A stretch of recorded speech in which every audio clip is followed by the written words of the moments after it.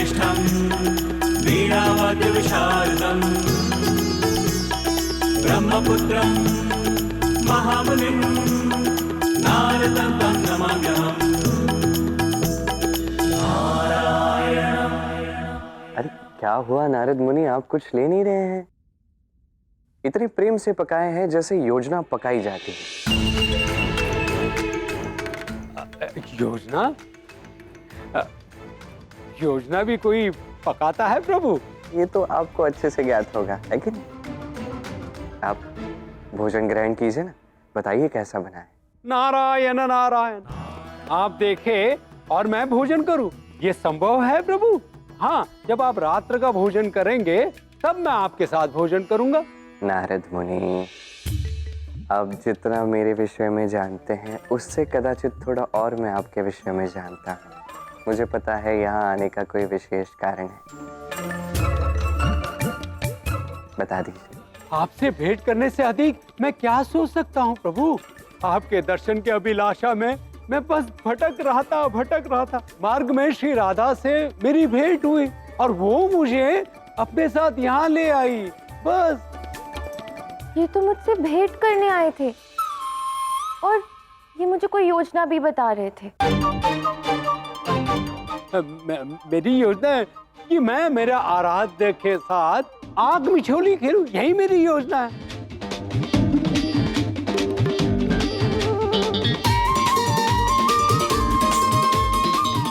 हाँ, यही तो आंख में चोली खेलने की योजना बता रहे थे। तो इतनी दूर आप यहाँ पे द्वारका में आंख में चोली खेलने आए?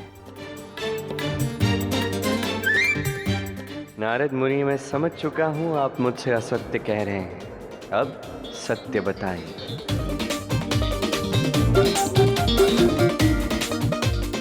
काकाश्री, काकाश्री, काकी रुक्मिणी आई हैं। ऐसे अकस्मात रुक्मिणी आ गई? ये तो प्रसन्नता की बात है, किंतु ऐसे अकस्मात कैसे आ गई? नारद मुनि, कहीं ये आप ही ने तो नहीं दिया? उन्मुख, वाह, बहुत अच्छा संदेश लेकर आए हो। चलो, रुक्मिणी के स्वागत की व्यवस्था भी करनी है। हाँ श्री राधा, और तो और काकाश्री कई रथों में अनेकों बहुमूल्य उपहार लेकर आई हैं वो। अब इतने उपहार तो विवाह के पश्चात ही कोई स्त्री लेकर आती है। कहीं उनकी कोई योजना तो नहीं? इसमें भी योजना? देख क्या रहे हैं आप सब? चलिए, रुक्मिणी के स्वागत की व्यवस्था करनी है, मैं भी चलती हूँ। चलो उन्मुख। जी श्री राधा। नारद मुनि, आपको पता है कि मैं जानता हूँ कुछ छुपा रहे हैं, बता दीजिए कि यहाँ आने का विशेष कारण क्या है? ऐसे अकस्मात रुक्मिणी तो नहीं आ सकते। मुझे क्या पता? तो किसे पता होगा? देवी राधा को अवश्य ही उन्हें कुछ ज्ञात होगा। देवी राधा ने मुझे देवी रुक्मिणी को बुलाने के लिए कहा था, मैंने तो केवल उनके आदेश का पालन किया है प्रभु। तो आपने बिना जानकारी के रुक्मिणी को आमंत्रित भी कर दिया और आप सोच रहे हैं कि मैं इस पर विश्वास कर लूं? प्रभु, मुझे जो कार्य मिलता है वही मैं करता हूँ, केवल संदेश पहुंचाना ही मेरा कार्य है, उसका कारण मैं नहीं जानता। प्रभु, वो ना हो देवी राधा आपके लिए कोई विशेष योजना बना रही है, मुझे इतना ही ज्ञात है प्रभु। मुझे आज्ञा दे नारायण। नारायण नारायण। नारद मुनि की कुशलता अद्भुत है। सब कुछ करके भी वो ऐसे भोले बन रहे हैं जैसे उन्होंने कुछ किया ही नहीं। अब समझ में आया क्यों इस कार्य के लिए मैंने देवर्षि नारद का ही चयन किया था। मैं जानता था नारायण कभी अपने इस भक्त को ना नहीं कर पाएंगे।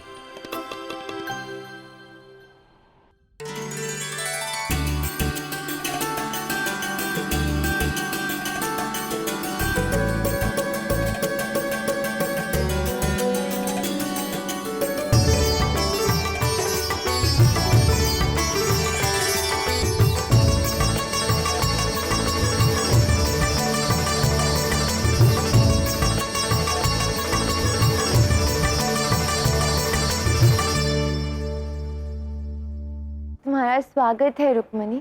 तुम्हें देखकर मन अत्यंत प्रसन्न हो उठा है। मेरा भी। अब राधा, श्री कृष्ण कहाँ हैं? वो द्वार पर मेरे स्वागत के लिए क्यों नहीं आए? रुक्मिणी जी, श्री कृष्ण भीतर हैं। आप चलिए ना, उनसे वहीं भेंट हो जाएगी। नहीं, सर्वप्रथम मुझे ये विश्वास होना चाहिए कि श्री कृष्ण ने ही मुझे यहाँ बुलाया है। जब तक वो नहीं आते तब तक मैं भीतर प्रवेश कैसे करूंगी? रुक्मिणी,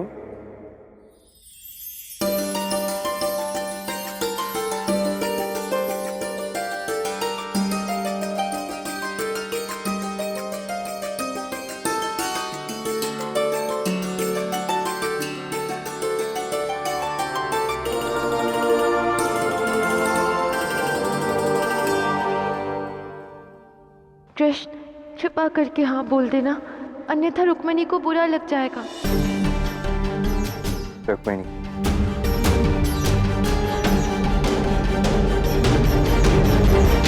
मैंने ही तुम्हें आमंत्रित किया। मैं चाहता था कि तुम यहाँ आओ, और अब जब तुम यहाँ हो तो मैं अत्यंत प्रसन्न हूँ। आओ, स्वागत है तुम्हारा। महल में प्रवेश नहीं करोगे? आओ रुक्मिणी।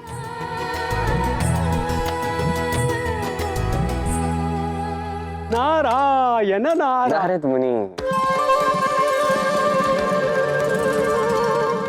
आप कहाँ चले? आपके साथ एक विशेष कार्य है। क्या हुआ? पुनः एक बार मौन व्रत रख लिया? नहीं ना? तो मैं क्या कह रहा था, हाँ, आपको तो ज्ञात होगा ही। नारायण नारायण प्रभु, मुझे कुछ भी ज्ञात नहीं। ये तो देवी राधा की योजना है। आप कितने भी भोले बनिए, आपकी चतुराई से मैं भली भांति परिचित हूँ। अब रुक्मिणी आई है, अब धीरे धीरे मेरी 7 पत्नियां भी आएंगी। किस लिए आएंगी?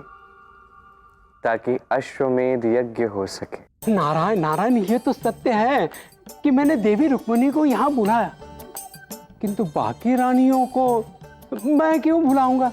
देवी राधा जब तक कहेंगे नहीं तब तक मैं किसी को नहीं बुलाऊंगा प्रभु। और अश्वमेध यज्ञ, उसके प्रति मैं क्या कह सकता हूँ प्रभु? आपको बात उलझाने का अत्यंत अच्छा अभ्यास है, और ये मैं अच्छे से जानता हूँ। इसका उपयोग मुझ पर तो मत कीजिए। नारायण नारायण प्रभु, आपने मुझे किस दुविधा में फंसा दिया? मैं आपको उलझा रहा हूँ? मैं तो ठीक है प्रभु, आज से मैं कुछ नहीं बोलूंगा।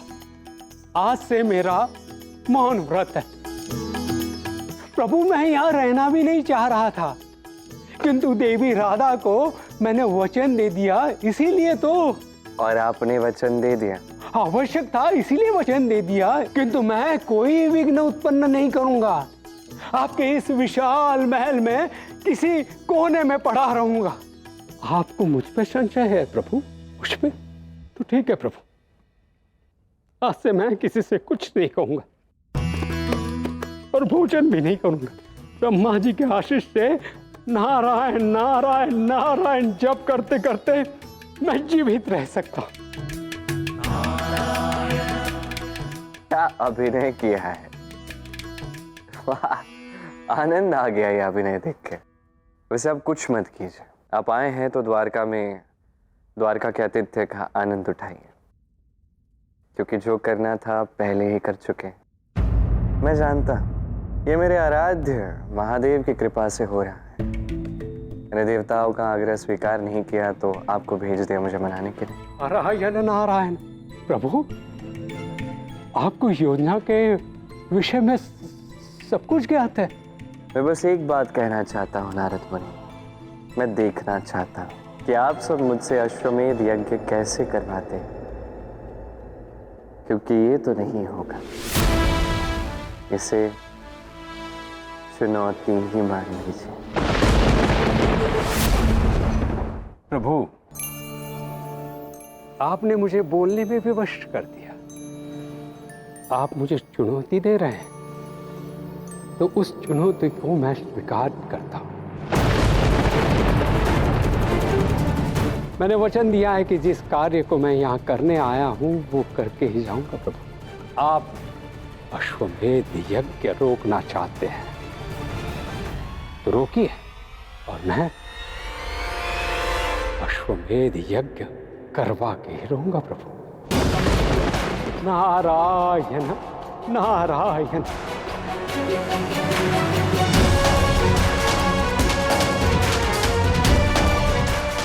नारायण नारायण।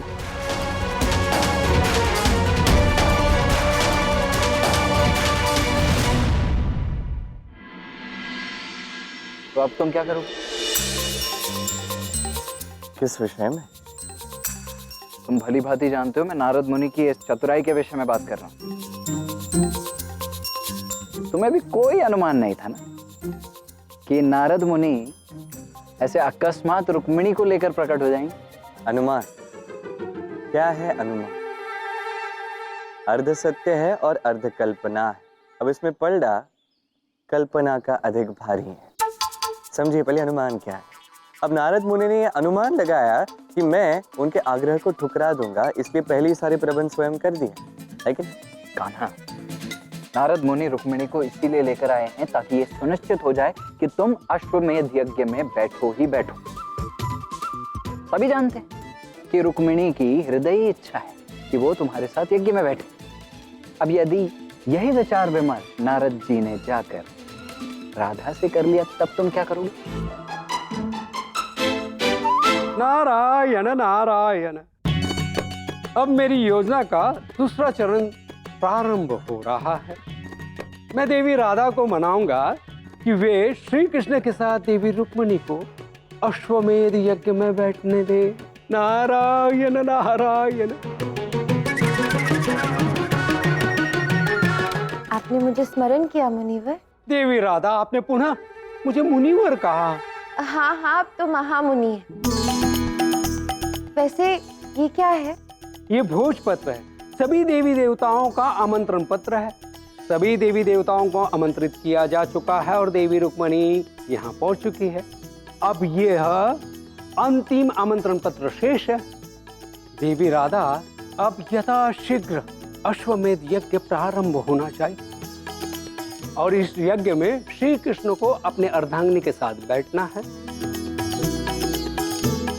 तो मैं सोच रहा हूं कि इसमें देवी रुक्मिणी को श्री कृष्ण के साथ इस यज्ञ में बैठना चाहिए। आशा करता हूं कि आपको इसमें कोई आपत्ति नहीं होगी देवी राधा। नहीं नहीं महामुनि, मुझे कैसी आपत्ति हो सकती है? यदि रुक्मिणी इस यज्ञ में कृष्ण के साथ बैठेगी तो यज्ञ की शोभा और बढ़ जाएगी ना। आहा, अति सुंदर। अब मेरे मन में किंचित भी संशय नहीं है कि इस कृष्ण जन्मोत्सव का आयोजन अविस्मरणीय होगा। बस अब शीघ्र ही ये यज्ञ और कृष्ण का जन्म उत्सव हमारी योजना के अनुरूप संपन्न हो जाए।